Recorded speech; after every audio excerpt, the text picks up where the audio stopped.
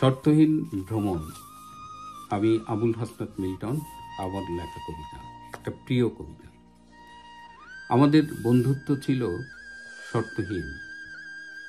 শর্তহীনতার পাশেই জেগেছিল অনন্ত প্রবাহমান এক নদী। আমরা অনায়াসে তাই পেরেছিলাম মানবিক সকল দীনতাকে বুড়ো আঙুল দেখিয়ে দীর্ঘ ভ্রমণে যেতে।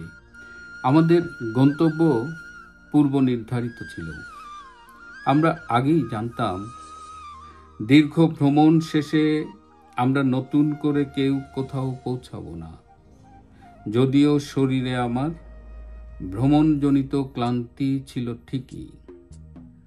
ভ্রমণ শেষে তুমি ফিরে গেছো নিজস্ব ডেরায়, যেহেতু যাবার মতো তোমার একটা ঘর ছিল, আর আমি উদ্বাস্তু হয়েছি পুনর্বার। ধন্যবাদ।